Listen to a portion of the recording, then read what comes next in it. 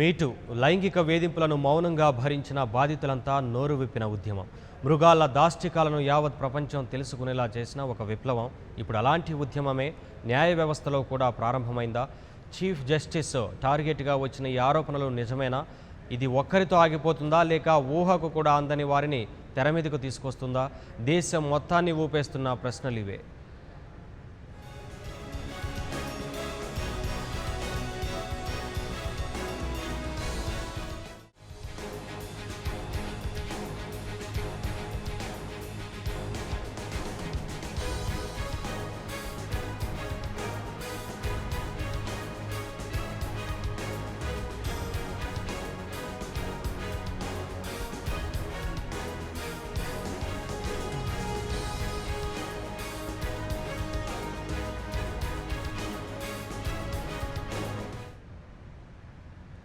అవి CJI chief justice of India కార్యాలయంలో పనిచేస్తున్న రోజులు. జస్టిస్ రంజన్ గొగోయ్ అసభ్యంగా ప్రవర్తించారని, లైంగిక వేధింపులను ప్రతిఘటించడం వల్ల తనపై కక్షగట్టారని ఓ మహిళా ఉద్యోగి ఆరోపించింది. ఆరోపణలు మాత్రమే కాదు, 2 రోజుల క్రితం 24 పేజీల అఫిడవిట్ను, ఓ సుదీర్ఘ లేఖను 22 మంది న్యాయమూర్తులకు బాధితురాలు పంపింది. 2018 అక్టోబర్ 10, 11 తేదీల్లో తను విధి నిర్వహణలో ఉండగా, అంటే సిజేఐ నివాసులోని ఆఫీసులో పనిచేస్తుండగా లైంగికంగా వేధించినట్లు లేఖలో వివరించింది.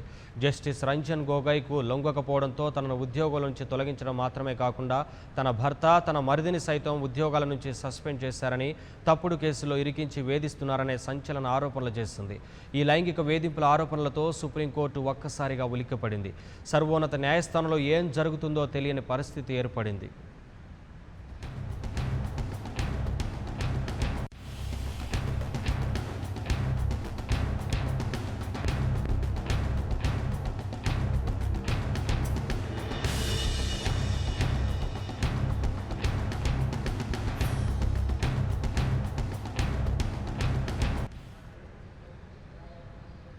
సర్వోన్నత న్యాయస్థానంలోనే అనూహ్య పరిణామాలు ఏర్పడటంతో మీడియాలో దుమారం రేగింది. దీంతో తన నేతృత్వంలోనే జస్టిస్ అరుణ్ మిశ్రా, జస్టిస్ సంజీవ్ ఖన్నాలతో కూడిన త్రిసభ్య ధర్మాసనం ఏర్పాటు చేశారు రంజన్ గొగోయ్. హాలిడే అయినప్పటికీ కూడా విచారణ చేపట్టింది. ఈ ఆరోపణలను అత్యంత సీరియస్గా తీసుకున్న జస్టిస్ రంజన్ గొగోయ్ అంతే తీవ్ర స్థాయిలో స్పందించారు. న్యాయమూర్తిగా 20 ఏళ్ల పాటు నిస్వార్థ సేవలు అందించాక ఈ ఆరోపణలు వచ్చాయి. ఇవి నమ్మశక్యంగా లేవు. ప్రధాన న్యాయమూర్తిగా ఈ ప్రత్యేక విచారణను చేపట్టాల్సిన బాధ్యత నాదే.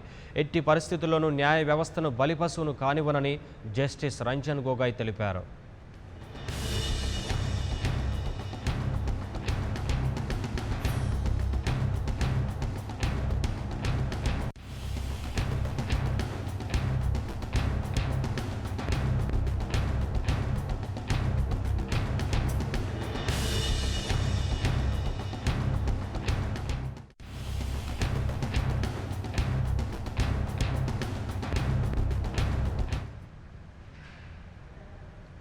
అయితే జస్టిస్ రంజన్ గొగోయ్ చేసిన కొన్ని ప్రత్యారోపణలు తీవ్ర దుమారం రేపుతున్నాయి. వీటి వెనక అతిపెద్ద కుట్ర ఉన్నట్లు గొగోయ్ మండిపడ్డారు.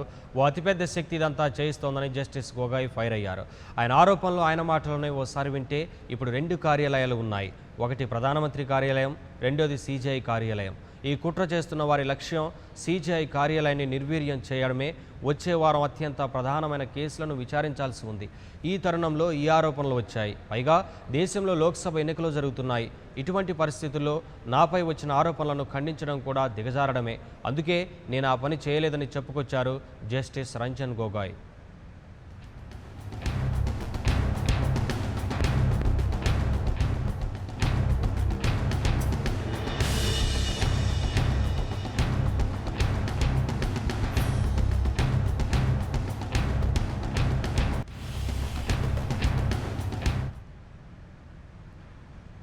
ఇక ఆరోపణలు చేసిన మహిళ గురించి ప్రత్యేకంగా ప్రస్తావించిన జస్టిస్ రంజన్ గొగోయ్ ఆమెకు క్రిమినల్ రికార్డు ఉందని, ఆమెపై 3కు పైగా ఎఫ్ఐఆర్లు నమోదయ్యాయన్నారు. సుప్రీంకోర్టులో ఆమె చేరేనాటికి ఒక ఎఫ్ఐఆర్ పెండింగ్లో ఉంది. అలాంటి వ్యక్తిని సుప్రీంకోర్టులోకి ఎలా తీసుకున్నారు? ఆమె భర్తపై కూడా 2 క్రిమినల్ కేసులు పెండింగ్లో ఉన్నాయి. ఒక కేసులో ఆమె అరెస్ట్ అయింది, ఆ తర్వాత బెయిల్ వచ్చింది. ఇదే కేసులో ఫిర్యాదుదారుడిని ఆమె బెదిరించింది. ఈ క్రిమినల్ ట్రాక్ రికార్డు వల్ల ఆమె 4 రోజుల పాటు జైల్లో ఉంది. ఈ స్థాయిలో క్రిమినల్ టాక్టిక్స్ ప్లే చేయగలిగిన ఆమె మరోవైపు నాపై లైంగిక వేధింపుల ఆరోపణలు చేస్తుందంటేనే అతిపెద్ద అదృశ్య శక్తి నాపై ఏ స్థాయిలో కక్ష కట్టిందో అర్థం చేసుకోవచ్చన్నారు జస్టిస్ రంజన్ గొగోయ్.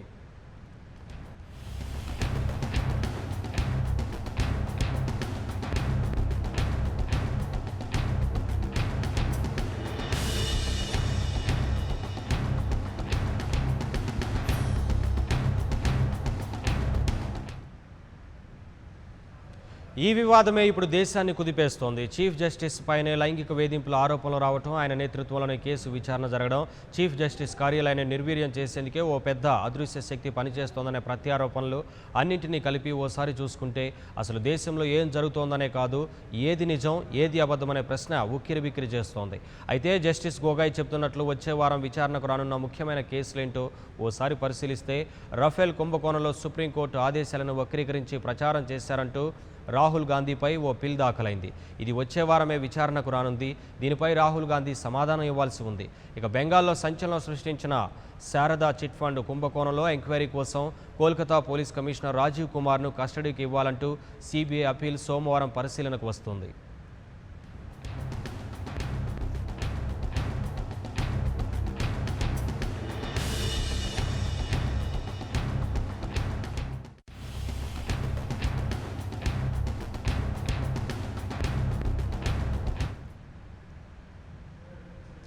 ప్రధాని మోదీ బయోపిక్ విడుదలకు బ్రేక్ వేస్తూ ఎన్నికల కమిషన్ ఇచ్చిన ఉత్తర్వులను సవాల్ చేస్తూ ఆ చిత్ర నిర్మాతలు దాఖలు చేసిన పిటిషన్ ఈ వారంలోనే విచారణకు వస్తుంది.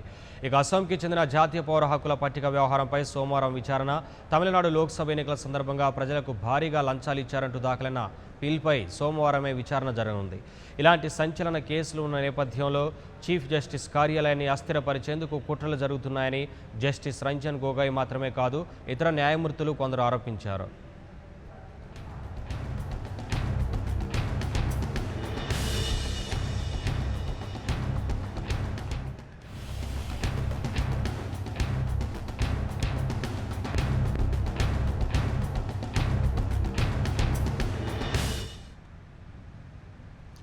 అయితే తనపై వచ్చిన ఆరోపణలను విచారిస్తున్న ధర్మాసనంలో ప్రధాన న్యాయమూర్తి సిజే ఉండవచ్చా అనే ప్రశ్నపై అనేక భిన్నాభిప్రాయాలు వ్యక్తమవుతున్నాయి. ప్రముఖ న్యాయ కోవిదుడు రాకేష్ ద్వివేది అయితే త్రిసభ్య ధర్మాసనంలో ప్రధాన న్యాయమూర్తి ఉండకూడదన్నారు. ఎవరి కేసుకు వారే తీర్పు చెప్పకూడదన్నది అందరూ అంగీకరించిన సూత్రమని చెప్పారు. ఇక కేసు విచారణ జరుగుతున్నప్పుడు అటార్నీ జనరల్ కేకే వేణుగోపాల్కు ఏం పనంటూ సీనియర్ న్యాయవాదులు ప్రశ్నించారు. జస్టిస్ రంజన్ గోగాయ్పై వచ్చిన ఆరోపణలు అసత్యాలు, కల్పితాలు అంటూ బార్ కౌన్సిల్ ప్రకటించింది. చీఫ్ జస్టిస్కు ఈ విషయంలో అండగా ఉంటామని చెప్పుకొచ్చింది.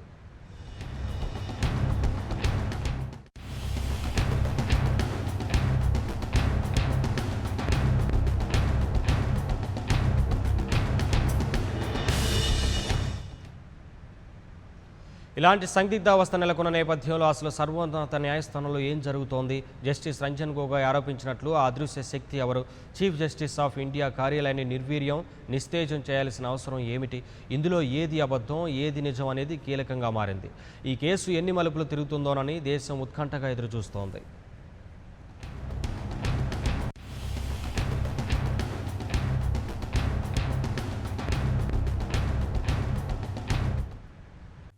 For more updates, please subscribe 99 TV Telugu.